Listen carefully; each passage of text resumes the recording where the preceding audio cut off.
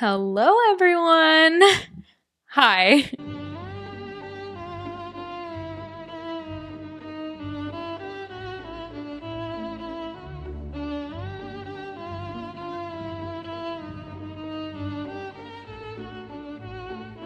Welcome back to my channel, or welcome if you've never been here before. Today, we're going to do a little reading update. I have not updated you guys since January, and that's because I kind of entered a little bit of a reading slump, but then I got out of it, and I guess I'm still out of it now because now I kind of have the passion to read all these books I'm so interested in, and it's kind of overwhelming because I want to read them all right now, but I know I'll have time to read them. All right, the books aren't going anywhere. So before we get into that, if you want to follow me on storygraph, letterboxd, Patreon, anything like that, all of it will be in the description below. Storygraph is how you will be able to see what I'm reading because I don't use Goodreads, I use Storygraph. Let's go ahead and get started. I'm gonna go in chronological order of the books that I've read. So in February, I read the first book that I finished in February is called Hun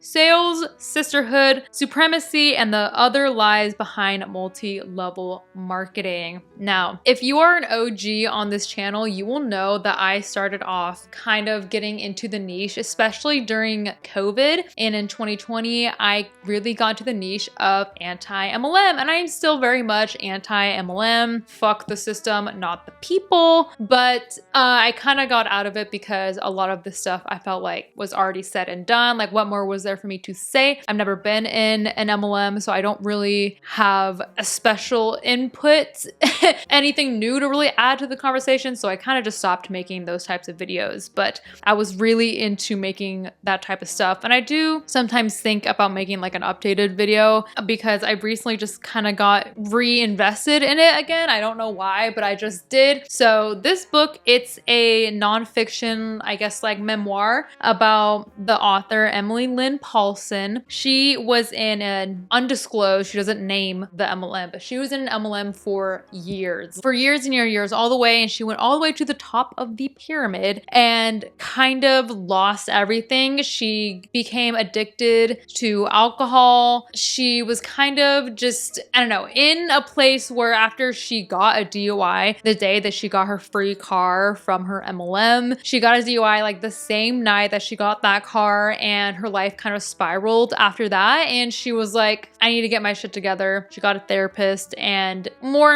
of like the toxicity of being in an MLM kind of got revealed to her slowly but surely. And so she finally decided to leave. We have this book now. It was so good. It came out in 2023. It is amazing. I gave it 5 stars because this is the type of shit that I want. The point of views that I want to hear from are the people who have been in an MLM, and especially someone who's been in it for years and made it all the way. I think she was in the top like 0.1% of this MLM, which is like something you never really hear about. You always hear about the people losing the money. She kind of discovered more and more, like the more successful she got, the more people below her were losing money. Like, in order for her to be more successful, people below her had to be losing money and investing all this money into nothing, basically. You know, MLMs are like the main job, the only job. I won't say the only job because, you know, I'm sure there's other jobs out there like that, but it's the only job where your paycheck is not guaranteed and you are paying to work for the place. It's just crazy. If you're interested in it, watch my older videos.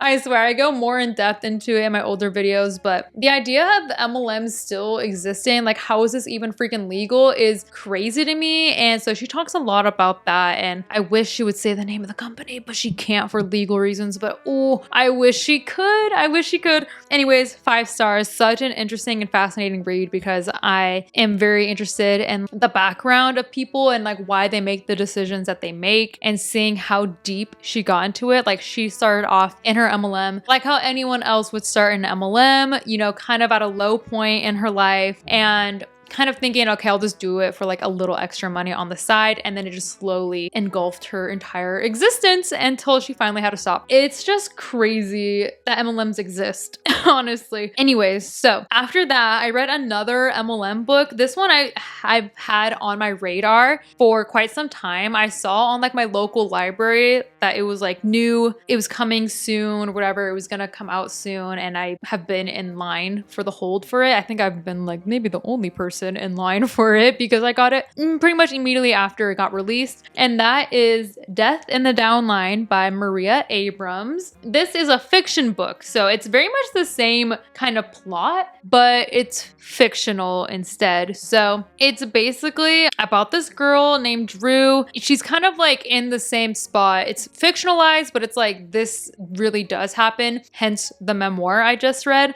But Drew was in New York. She was a journalist. She got offered all these like great jobs, like New York Times, I think, offered her a job or something. But then she got divorced, or she broke up with like her longtime boyfriend because he was like cheating on her or something. I don't know. Something crazy like that. But she's newly single, and so she moves back to her hometown because she's kind of like out of money. She meets her like old high school best friend at the grocery store in her local hometown. They meet up, and lo and behold, her best friend, or her ex-old high school best friend, is in an MLM and recruits her into an MLM because she really needs a job. Drew really needs a job. The stakes in here stress me out immensely because Drew moves back in with her dad, and her dad is kind of like, I don't know why, but I think it just like, when I hear stories, even like, I don't know, fictional stories about in this world, it's just Drew and her dad. Like her mom isn't around. Her mom, I think, passed away, and Drew's dad doesn't really know like how to interact with his daughter. He's kind of awkward around her, but you can tell that he loves her very much, and stuff like that just really like hits me in the heart. Oh my God, I'm gonna start crying. But that part like stressed me out because she moves back there and she's like, hey, like at least I can stay with my dad. And it's been a while. She's super depressed and gets fired from his job. He gets laid off from his job, and he's like, I'm gonna have to move out of our family home that we've had for years, like 20 something years. I'm gonna have to move out and move into an apartment. And Drew's like, fuck, like I need to get a job and basically help my dad out. So the stakes are there, you know, the stakes are not like super high, but I mean, that's decently high stakes, you know, she needs a job. Anyways, so it's about like a fake MLM that her high school best friend is in, and it cleared her skin up. Her best friend got in really early, so she's decently high up in the ranks in the pyramid, I guess. And as you can tell by the title, someone dies and they try to figure out like who killed them, why they killed them, whatever, and the secrets that this MLM is hiding. I gave this 2.5 stars out of 5. The reveal of like who killed this person, you know, that gets murdered, it was like so unsatisfying because of something else that happens in the book. And there's a big like standoff scene at the end, just like any other thrillery mystery book. It's so unsatisfying because I'm like, who the hell even is this person? Like we don't even really talk about this person in the book at all, and they somehow have this big reveal like it's been me the whole time. I'm like, who are you? Like, who are you? Why are you here? Oh my God, it was so annoying. So if we had had a better ending, a better killer reveal, I would have loved that, but we didn't. So whatever. It was a little cheesy at the end as well, but I'm glad everything worked out for everyone. It kind of like tied everything up in a little bow. So if you don't like that, if you like kind of ambiguous endings, I would not suggest this book. But this was such an easy read and I flew through it that I would recommend it if you're trying to, you know, if you just want like a light, kind of fun and goofy read. After that, I read another 5-star book. 2 5-star books in February is crazy. Maybe that's why I got into like a reading slump, because I was like, well, okay, after reading this book, I got into a reading slump, even though it is 5 stars. So next I read Blob, a love story by Maggie Sue. So the premise of this, let me just tell you what it is, and you're gonna be like, how is that 5 stars? So the premise of this is about this girl who goes to a nightclub, and outside of the nightclub one night, she sees a clear blob, mysterious thing, you know, outside the dumpster. It looks like it's kind of alive, you know, like she thinks this might be like a fish or like just some weird animal, but it's alive. It's sentient in some sort of way, shape, and form, but she decides to take it home. The more sentient and conscious it becomes, she decides to make it her boyfriend. She makes this blob that she found outside of the dumpster her boyfriend. That's how I describe it to people, and everybody's like, what? What are you talking about? But listen, so like that premise alone is so goofy, but it's not like, it is more so about this main character, this girl, because when you kind of hear a premise like that, or maybe you read a book with like a kooky plot like that, you don't really think it's gonna be more than that. This book is relatively short, but it really does, like a lot really does happen during this time. So you learn a lot about this main character who, you know, finds the blob. It is more so about her, because you would think with a crazy plot like this, you would be interested in like why this person wants to make this blob thing her boyfriend. Why would she want to do that? And a lot of times in these kooky books, you don't really get that. It's just like a kooky plot just to be a kooky plot. But it's not though. It's really not. So you dive so much into this character and her, just like her mind, why she thinks the way that she thinks, how she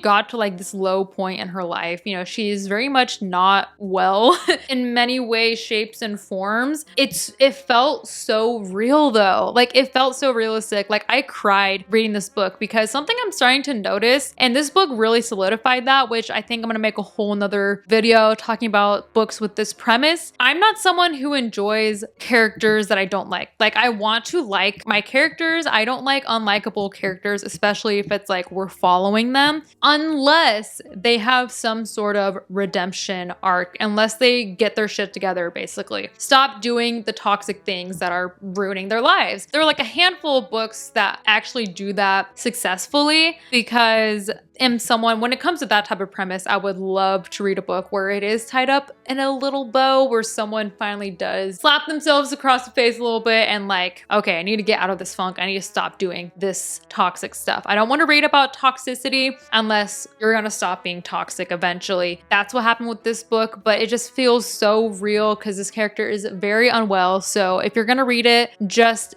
be warned about depression. I don't want to say harming yourself, but like maybe in some way, shape, or form. There's no like graphic things about like her harming herself physically, but it kind of just happens like mentally. Like I said, doing things that she knows is bad for her. Just a little warning on that, but it is so good. But since it kind of has that sad depression flavor, it kind of put me in a reading slump a little bit, not gonna lie. So I did not read anything. I read 2 graphic novels. Actually, I read 1 graphic novel that same day, the same day that I finished Blob, and then I didn't read anything again for another month and a week. So I didn't read anything for the rest of February. That was the 2nd week of February. So that kind of put me in a little bit of a slump. So the next couple books that I did read, March 18th, I finished a book called Headshot by Rita Bullwinkle. And this one I gave 4 stars. This is about this youth women's boxing tournament, and it is told kind of like in tournament style. So I think there's 1, 2, 3, 4, 5, 6, 7. I think there's 8 fighters. So it's told between like, oh, this person and this person, that's one chapter, and then someone wins, right? And the next chapter is that person, and they win. And then like the chapters, you know, and then till whoever wins. This was very good. This is a pretty short book, not gonna lie, 207 pages. It's pretty short. It did take me a while to get through because I felt like I had to remember like each character's traits to tell them apart. it's kind of hard to tell fictional people apart, especially if it's like we're not really talking about anybody else. It's literally just them and you have to remember all them, you know? I don't know. It was kind of hard for me to remember like everyone's specific traits because it talks more about each character, like how they got into boxing, why they are boxing, you know, how they feel about it, whatever, their own personal lives,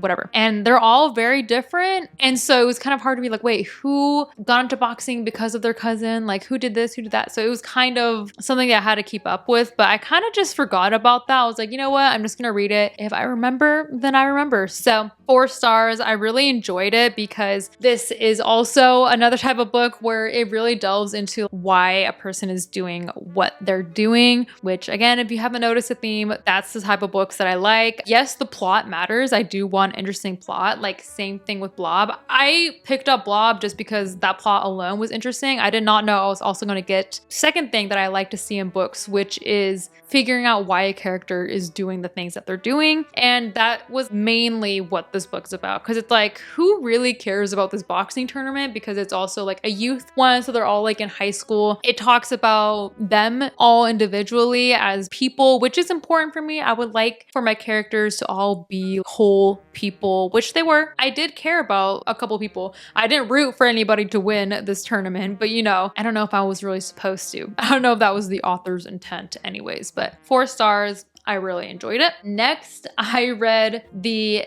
Decagon House Murders by Yukito Ayasuchi. Not really sure how to pronounce your name. I'm so sorry. I gave this 4.5 stars. Now, the premise of this is it's about a group of college students and they're in this like mystery club. They read mystery novels. They're all really into very classic mystery books and they read them together. A couple of them decide to go on this trip to this like mansion on this island where something spooky happened. I think it's like a year or so ago, this murder happened and they are kind of intrigued by this idea. Ooh, it's spooky. And the murder that happened there is kind of ambiguous. Like no one really knows like who did it. One by one, people in this college group start to die and they're trying to figure out who is the killer. This is pretty much the same premise as And Then There Were None by Agatha Christie, which is what intrigued me the most, made me want to read this the most because I love that book. That was like a 5-star book. When I first got into reading, I heard that was you can sit down and really read a lot of it because you just want to know what happens next. And that's how I felt about this book as well. I wanted to know what was happening next. You don't get like too much background about each person because they all have like code names. They don't use their actual names throughout the whole book. They use their club names, which everyone gets a nickname based off of like a famous horror mystery writer. So one name is Poe, one is Agatha, one is Conan, you know, like Arthur Conan Doyle, you know, stuff like that. You don't really get to know like too much about each specific person, but I think that is more beneficial when it comes to like this mystery novel because you don't really want to know a background. You want to be like, everyone was on the same playing field. I'm like, it could literally be anyone doing these murders and I wouldn't know. I had no idea who it could be. And then the ending came, the reveal came, and I was shooketh. They duke you out twice. I was like, what? Yeah, this shit is crazy. If you're looking for like a very readable book, this one is the one for you. It came out in 1987, so I would say this is like a pretty much, it's described as a Japanese cult classic mystery, and I think they just made this into a show. I think it's on Hulu. If you're interested in it, you can read the book and then watch the show or movie. I don't really know what it is. And then lastly, I literally just finished this yesterday, and that is Witchcraft for Wayward Girls by Grady Hendrix. Now, I'm not really a Grady Hendrix girly. I read the Southern Book Club's Guide to Slaying Vampires, or like to Vampires or something like that. I don't know what it's called. And I did not like that book. It was so big. His books are very thick. I did not like that one because it was kind of like, okay, why is a guy writing about these weird sexual encounters that a middle-aged woman is having? And I don't know, it just seemed kind of weird to me. And that was like my main gripe with this book too, because it's about a bunch of teenage girls. It takes place in the 70s. So it's about like a bunch of teenage girls living in this Wayward house where basically you send your kid if they get pregnant. They're unwed mothers. They have their baby and they come back and you're basically sending them away because you're like ashamed of them. I was hesitant to read this for quite some time, so I was like, I don't want to read a guy writing about teenage girls like being pregnant and it's all about girls. Like I would prefer for a girl to write it because I'm like, I feel like they would just, you know, they get it more, obviously. With that said and done, it's about that and they discover witchcraft. Obviously it's in the title. They become witches. And I wish there was more witchcraft in this. With that said and done, I gave this 4 stars because the world building in this was so vivid. I preferred this world more than like the vampire book world. The world was so vivid. Like it played the movie in my head. I could imagine what every character looked like, what the house looked like, you know, the town, whatever, everything. It was so vivid to me. And I will just say this too, trigger warning for SA, and very graphic descriptions on giving birth is described in this, which is, you know, why I was like, I kind of wish a girl wrote this. I just feel weird. A guy writing this, I don't know. That was the only thing, well, not the only thing, but that was like a main thing that was stopping me from giving this 5 stars. Also, because like I said, there's not a lot of witchcraft in here, which is like, what? It is called Witchcraft for Wayward Girls. There's not a lot. I thought that it was gonna go a certain way and it just really didn't. Like I'm kind of noticing this trend with Grady Hendrix books because the vampire book club thing is about like normal people as well, and then something crazy happens in their small town. What I'm noticing is that they have a long ass book. This book was like 470 pages. Like it was so long. I don't know if it needed to be that long because there's so much that happened in the middle that personally I don't think needed to happen, or it was just like stuff that was going on where I was like, okay, can we move past this? It was kind of repetitive at times. Same thing with his other book, which that book was also about like 400 pages and it was kind of like repetitive as well. He didn't know how to get to the end. I don't know what it's like having to write a book if you have the ending in your mind already, or if you just have the idea and you're just kind of like, whatever happens, like we'll see. I'll keep writing and then maybe I'll get to the ending eventually. But I feel like he didn't really know how to get to the ending for any of his books. But I do enjoy reading it. Like I really did fly through this book despite how long it was. So what's that to say about me? You know, I still read all of it. Like, hello, it's almost 500 pages and I still read it. I was also kind of reading it fast because like I said, I'm kind of in a mood where I just want to read everything right now. Because of that, I wanted to just kind of get it over with because I couldn't really dive into a new world without finishing that book because it's so long. Okay, I want to give a huge shout out to all of my Patreon members. Thank you all for viewing the Patreon, for taking a gander, taking a look-sees at it, and most importantly for subscribing to it. It really means a lot to me, be getting pennies from YouTube. So it's really nice and cool to see some sort of community on there and that you guys really do care about the stuff that I'm putting out there. And it's just, it means a lot to me. So thank you. And if you want to support me on Patreon, link for that will be in the description. Okay, so what have you guys been reading lately? Let me know. I will be trying to do more updates because like I said, I am more in a reading mood as of lately. So let me know what you guys have been reading, what you guys are interested in. I kind of talked briefly about maybe starting like a free book club in my last video. So if you're interested in that, then let me know because I would love to start that. We can all read a book together. So thank you guys for coming along with me on this journey. Make sure to like, comment, subscribe, do all of that jazz. And as always, thanks for watching.